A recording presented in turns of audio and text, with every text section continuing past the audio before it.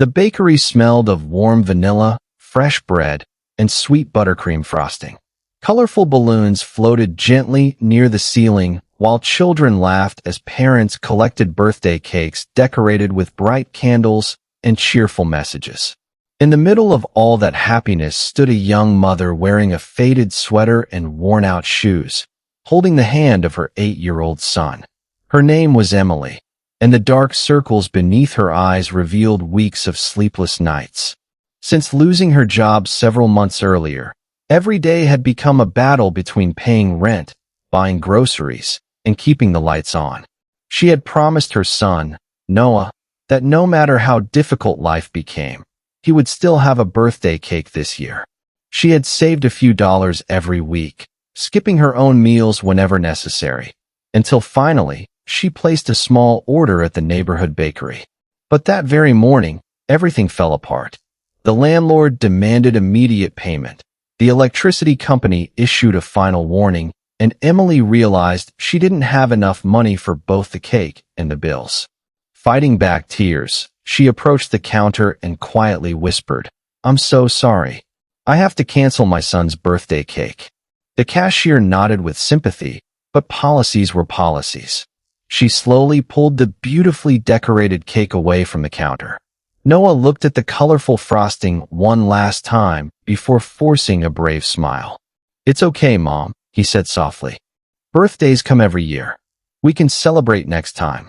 His voice was calm, but his eyes betrayed the heartbreak he was trying so hard to hide. Standing nearby was Daniel, a hard-working single father who had stopped by to buy cupcakes for his 6-year-old daughter, Lily.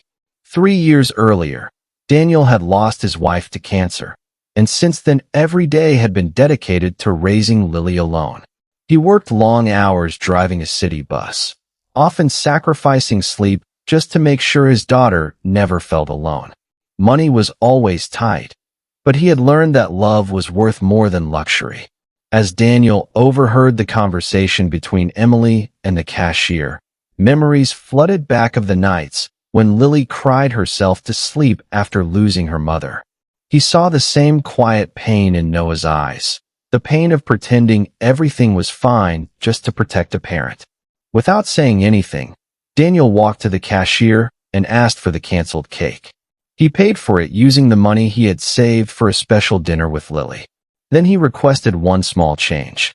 "Can you write 3 more words on the cake?" he asked. The baker smiled gently. A few moments later, the cake returned with fresh blue icing that read, "You are loved." Daniel carefully carried the cake toward Emily. She looked confused as he placed it gently into her hands. "Happy birthday to your little boy," he said warmly. Emily immediately shook her head. "No, I can't accept this. I don't want charity." Daniel smiled with kindness instead of pity. "This isn't charity," he replied. "This is one parent helping another. Someday, when life becomes easier, you'll help someone else. That's all I ask." Emily's eyes filled with tears she could no longer hold back. Noah stared at the cake before wrapping his arms around Daniel in the biggest hug he had ever given a stranger. The bakery became completely silent. Customers who had been waiting in line quietly wiped tears from their own eyes. Even the employees behind the counter struggled to hold back their emotions. One customer discreetly recorded the touching moment on a phone and shared it online later that evening. By sunrise the following morning, millions of people had watched the video. Comments poured in from every corner of the world. Parents said they couldn't stop crying. Teachers shared the story with their students. Kindness pages reposted the video, calling Daniel the father every child deserves.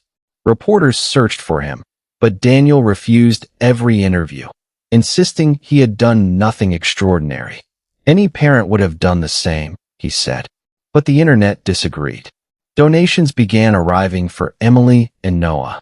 A local grocery store offered Emily a stable full-time job after learning about her determination to provide for her son.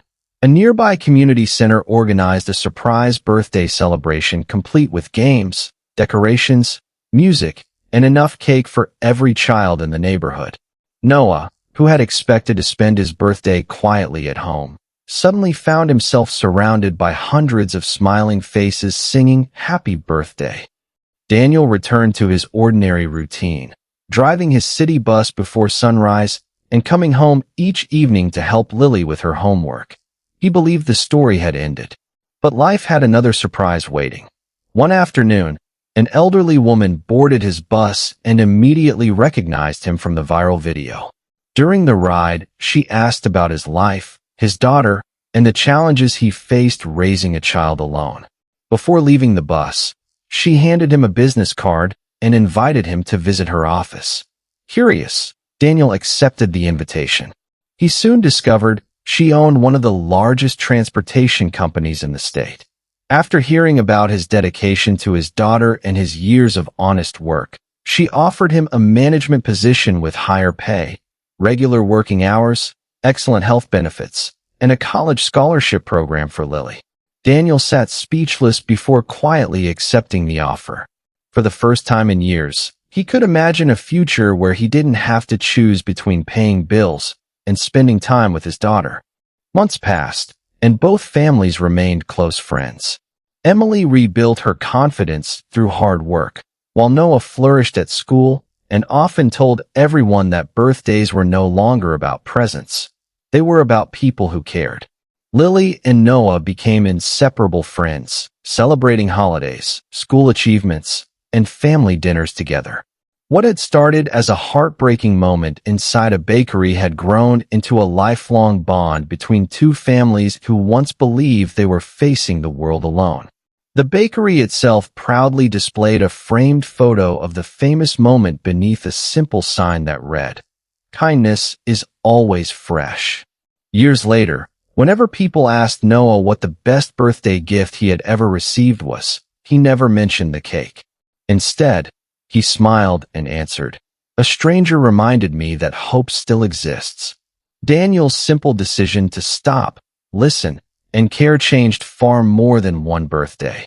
It restored a mother's faith, gave a child unforgettable memories, united two families, and inspired millions of people to believe that kindness is never wasted.